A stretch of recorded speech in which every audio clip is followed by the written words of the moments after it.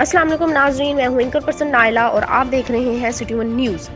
शहीद Dodo Soomro welfare organisation Pakistan Sindh council का इजलास कराची में कराची डिवीजन की मेज़बानी में चौधरी मतीन बैंक्वेट गुलिस्तान जौहर में मुनक्किद हुआ। इजलास की सदारत मरकजी सदर गुलजार अहमद सुमरो ने की। इस मौके पर मेहमान खुसूसी मरकजी चेयरमैन जनाब अली मोहम्मद सुमरो साहब ने शिरकत की। इजलास की कार्रवाई तिलावत कुरान पाक से शुरू की गई। इस मौके पर सिंध काउंसिल के तमाम मेंबरान ने इजलास में अपनी अपनी तकारीर की। इजलास में सिंध के तमाम डिस्ट्रिक्ट से डिस्ट्रिक्ट के सदर और जनरल सेक्रेटरी ने सिंध काउंसिल के इजलास में शिरकत की और अपनी अपनी कारकर्दगी पेश की। इस मौके पर सिंध के नायब सदर एडवोकेट मोहम्मद इब्राहिम सुमरो ने अपनी तकारीर में सिंध काउंसिल के तमाम मेंबरान और डिस्ट्रिक्ट के सदर और जनरल सेक्रेटरी का शुक्रिया अदा किया। सिंध काउंसिल के इजलास में मरकजी सदर गुलजार अहमद सोमरो ने तकरीर करते हुए कहा कि इंशाअल्लाह इस मरतबा योम तासीस रोपामारी डिस्ट्रिक्ट बदीन में किया जाएगा। इस मौका पर सिंध काउंसिल के तमाम मेंबरान और डिस्ट्रिक्ट के सदर और जनरल सेक्रेटरी ने भी इस बात पर लब्बैक कहा और इंशाअल्लाह शहीद दोदो सुमरो वेलफेयर ऑर्गेनाइजेशन पाकिस्तान अपना योम तासीस रोपामारी डिस्ट्रिक्ट में बदीन में मनाएगा। आखिर में मरकजी चेयरमैन जनाब अली मोहम्मद सोमरो ने सिंध काउंसिल इजलास में खिताब करते हुए सिंध काउंसिल के मेंबरान और सिंध के डिस्ट्रिक्ट के सदर और जनरल सेक्रेटरी की कारकर्दगी को सराहा और मजीद कारकर्दगी को बेहतर करने के लिए कहा। इस मौका पर शहीद दोदो सुमरो वेलफेयर ऑर्गेनाइजेशन पाकिस्तान के मरकजी चेयरमैन जनाब अली मोहम्मद सोमरो साहब ने एक अहम ऐलान भी किया। उन्होंने कहा कि सिंध काउंसिल के मेंबरान और डिस्ट्रिक्ट के सदर और जनरल सेक्रेटरी के मुशावरात के बाद एक अहम ऐलान किया जाता है कि इंशाअल्लाह शहीद दोदो सुमरो वेलफेयर ऑर्गेनाइजेशन पाकिस्तान फरवरी 2022 में शहीद दोदो सुमरो वेलफेयर ऑर्गेनाइजेशन पाकिस्तान का योम तासीस रोपामारी डिस्ट्रिक्ट बदीन में मनाएगा। इस हवाले से मरकजी चेयरमैन जनाब अली मोहम्मद सुमरो एक कमेटी भी तश्कील दे दी। आखिर में मरकजी चेयरमैन जनाब अली मोहम्मद सुमरो साहब ने तमाम बरादरी का शुक्रिया अदा किया।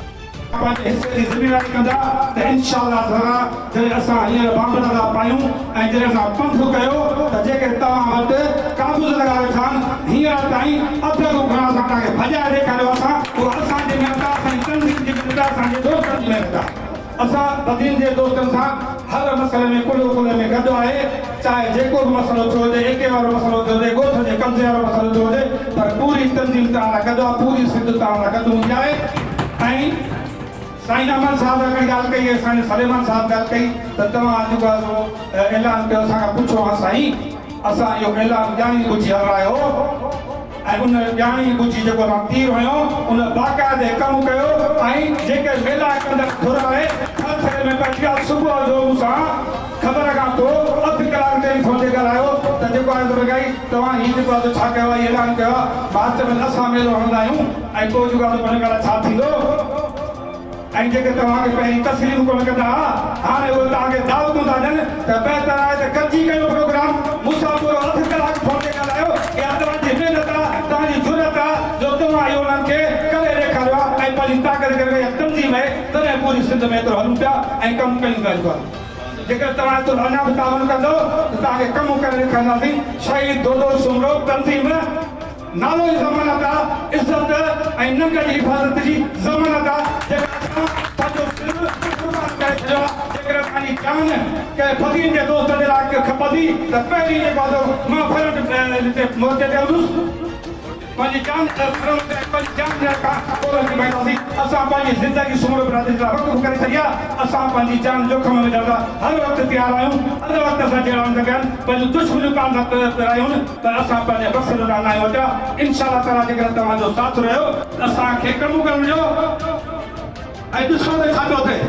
असां कॾहिं बि कंहिंखे जेको आहे सियासी तरह को जेको आहे न कयो आहे हुते त भई जेको तव्हांजी मर्ज़ी आहे। सभिनी दोस्तनि सां इहा ई हर थींदी आहे त बदीन जा दोस्त जेके आज़ादु आहियो जेको बि फ़ैसिलो कयो उहो तव्हां पाण कयो, तव्हां ख़ुदि मुख्तियारो। कॾहिं बि कंहिंखे जेको आहे कोन इहो चयो हूंदो तव्हां फलाणी पार्टी में वञो या फलाणी पार्टी जॉइन कयो, ईअं कॾहिं बि न चयो हूंदो। तव्हां ख़ुदि मुख्तियार आहियो बदीन जा दोस्त ऐं जीअं तव्हां रैली कढी ॾेखारी हुई त ख़बर